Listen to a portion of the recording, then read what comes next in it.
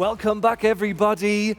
What a morning it has been. We have had an amazing opening keynote from Dietz. Just absolutely incredible how on fire this guy is. Then we heard everything about Pimcore Triple Play, but before that, we found out everything about Pimcore 10.3, newest version, newest features, and everything about it, and just mentioned Pimcore Triple Play with the 3 editions, the Enterprise On-Premise Edition, the free open source edition, and the brand new web-based SaaS edition. And now we're continuing with the next keynote, the next keynote talk here on stage called Portals, Gateways to the World of Marketing Collaboration. Now, as a former head of MarTech and Marketing Operations Consultancy, our next speaker knows everything, and I mean everything, about the pitfalls of legacy technologies. And he will provide us with marketing insights and why flexible product and asset experience portals are a must-have for your state-of-the-art marketing operations. And he will give us, a kind of funny behind-the-scenes look and reality check about the pitfalls, the mentioned pitfalls, and what can go wrong when providing information to employees, partners, consultants, suppliers, and other stakeholders. And please welcome the COO of Pimcore, Klaus Schobesberger.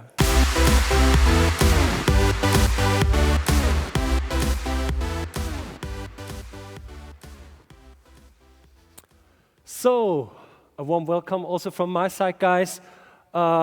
Happy to be here, and it's really hard to follow up on all those great releases today. Welcome to today's presentation about portals, which really can be a gateway to marketing collaboration if you do it the right way. And so I'm very excited today to talk about possible pitfalls, as Felix already mentioned, so you can maybe, or hopefully, avoid them and make it better. And before I start, or when starting, I would like to start with the fundamental finding. As you know, for our personal life, but also in business, and especially for marketers, it's always about doing the right things, isn't it? For marketers, it's always about defining the right marketing strategy, defining the right campaign, setting the right message for the right channel. And at the end of the day, it's all about providing the right data, the right content, the right assets and information to the right people in the right format, and even in the right time and the right context. And this is one of the biggest challenges for all of us, for all marketers out there worldwide. It's something like the Holy Grail. And if we talk about the people, the right people, I think it's obvious for marketing and sales organizations to talk about and think about the clients, right? So I think it's quite sure that we have to be aware of customer experience, of the customer journey. But sometimes, we might forget that there are other stakeholders as well. So we also got our internal stakeholders, like product management, sales departments, or even executive management, and they also have the need to retrieve certain assets, content, and product information several times a month, a year, and they need to have an adequate user experience for that. For sure we got backend systems like our Pimcore backend, which is appropriate for the key user, the power user. But we also have to come up with a perfect user interface for those guys. And we not only have these internal stakeholders, we also got other stakeholders as well, like our dealers and distributors, our suppliers, our media and agency partners, and even when we're working on the global scale with our subsidiary partners or subsidiaries. This is where portals really come into play. So, because here, it's not only about providing content one way, it's about collaboration at the end of the day on eye level. And therefore, portals are the right and perfect strategic approach to provide specific content to a specific target group based on certain and tailored scenarios. And the best way you can do this is when you do it in an integrated way based on your fundament, your existing data management, and integrated in your existing experience management. So that means at the end of the day that your target groups have direct access to all those different information, based on their business requirements for certain scenarios, like, for example, just having a great overview and search possibilities. So they can collect them together into a collection, they can export them, or even they can update and collaborate. Well, you might say now, well, Klaus, that's not new, right? Because we know that concept of portals already. Yeah, that might be true. But the thing is that when we're talking about portals, there are so many different ways how you can set it up and how you can create portals. So there are different roads to Rome. And at the end of the day, it's nowadays more and more about doing things right. It's about efficiency, right? So due to the grown stakeholder expectations and the explosion of data dimensions, it's more and more important not only of thinking of doing the right things, but especially for marketing, it's more and more becoming essential for our success in communication to talk about integrated end-to-end processes. And there's even an own discipline for that. It's called marketing operations. So props to all the guys out there who are working on marketing efficiency in all those organizations worldwide. And with the next slides, when I'm talking about possible pitfalls, I hope, this really goes out to you guys, and I hope that this can help some of you in your organizations to get it right when talking and thinking of portals. So I hope now you say, wow, now it's getting really excited, right? And so let's come up with some kind of reality check, with real pitfalls from real life experiences. And I would like to start with the most important one. Because tech should always follow strategy. And the worst thing you can do is that you don't have any strategy in place. Because then you will end up definitely with so many technology, but also process silos, inconsistent silos. And don't get me wrong, these are all great solutions, okay? But if you're not having a strategy in place how to use those solutions, that's really a problem, because you end up like that poor guy here on that slide, like Josh, because you just will do copy and paste the whole day. And if you do this, don't get me wrong, you still will end up with outdated and wrong data and assets and a lot of inconsistencies, and you will frustrate all your stakeholders. Guarantee. Second pitfall you should definitely avoid is if you're just thinking of one single domain that you would try to solve, like Roger does. By the way, I really love Roger. How could you not love him, right? And Roger, he's a great CMO, and for sure he thinks about providing his great brand assets to the whole world. But unfortunately, he doesn't, he didn't think of providing product information to the world. So Roger will end up, unfortunately, with an additional portal project for providing the product information, and will end up with stakeholder rejection, as he now got two portals with different user interfaces and user experiences. Third pitfall you always should try to avoid is when you're not having your intellectual property rights in place and in control. Because in that case, if you use some kind of legacy portal, just, to publish all your assets without any attributes, meta information about your legal rights and your IP rights, you will end up like that poor guy like Martin, when you get called by your legal guys, when they're saying, well, Martin, I don't know if you knew, but your marketing published 10,000 images for several years without proper license rights. Oh, man, you will end up with a 6-digit fine for just publishing those images for several years.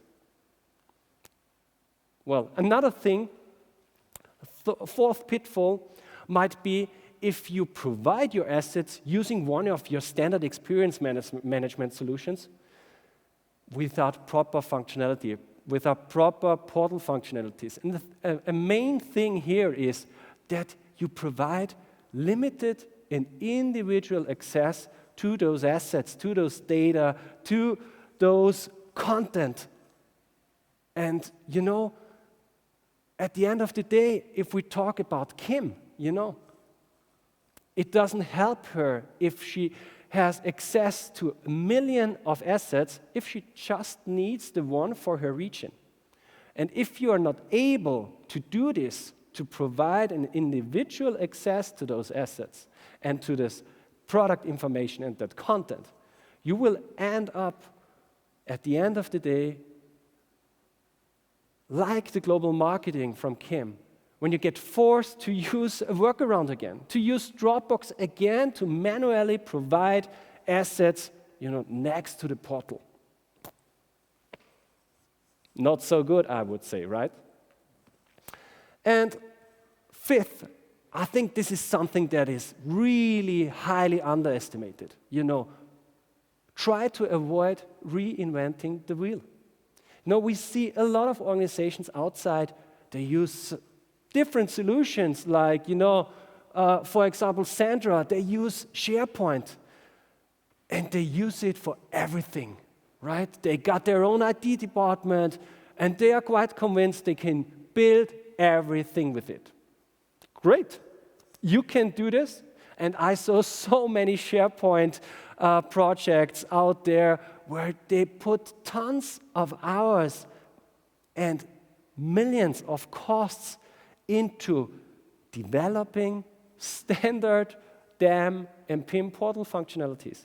So if you do this, you will end up with just exploding customization costs, just for standard out-of-the-box functionalities. So you really should try to avoid this. And last but not least, if you use a portal, always be aware of having and guaranteeing support and knowledge management. Because if you don't do it that way, you will end up like Angelo, another poor guy, Because Angelo took over the job from David 2 weeks ago, and David, unfortunately, was the last one who knew about the legacy portal they used. So you end up at the end of the day with a portal that is down, with massive data loss, and plus Angelo also will leave his job and quit his job definitely after 2 weeks. And if we have a look at all those struggles and those issues, like we saw in the last minutes, I'm quite sure you would like to avoid this. And you can. You can do better. And when we saw that Pimcore out here, by the way, really love him, you can do better. You can do better with Pimcore Experience Portals. Because with Pimcore Experience Portals, you get a great solution out of the box, a standard solution. And with Pimcore Experience Portals, we guarantee you don't have any silos anymore.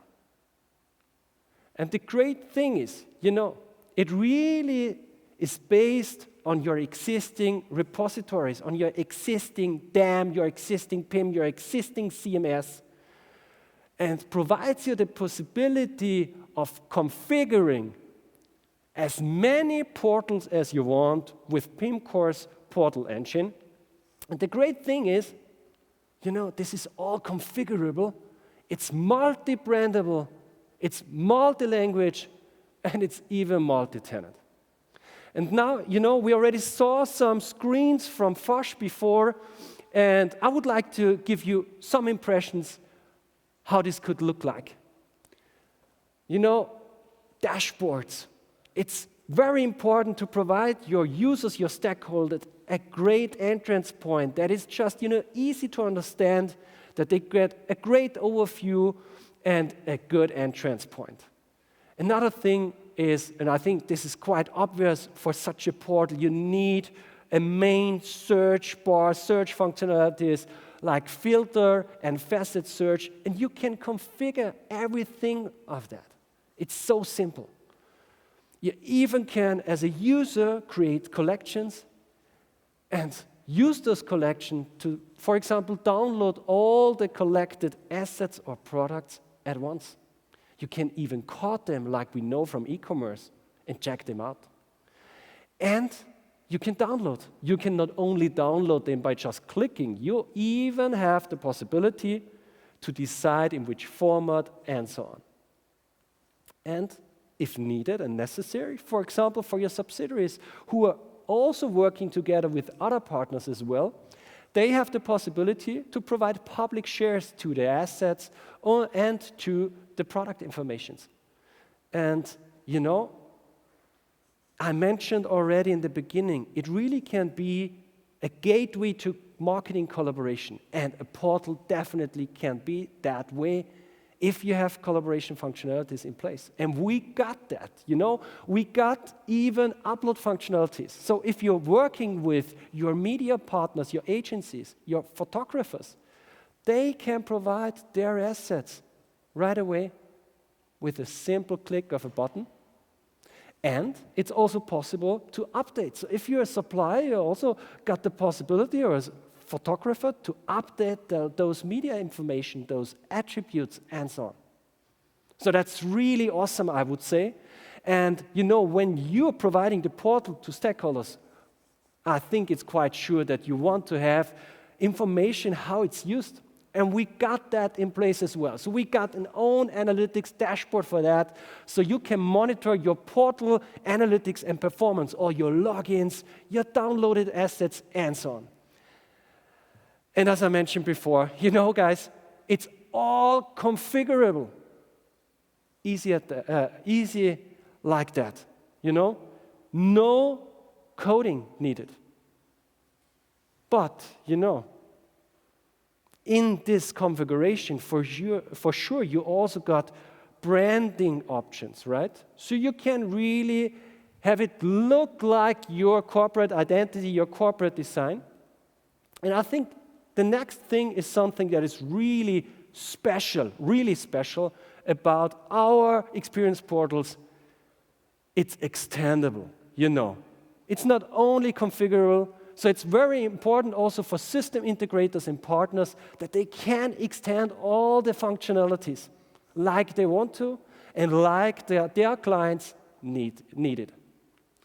So at the end, I would say always think of strategy first before doing any tech project. So always keep your strategy in mind, elaborate your business requirements first. And when you have done this, one thing is sure, Pimcore Cloud and Pimcore Enterprise Edition should always be on your strategic list right behind. Thanks for listening, guys.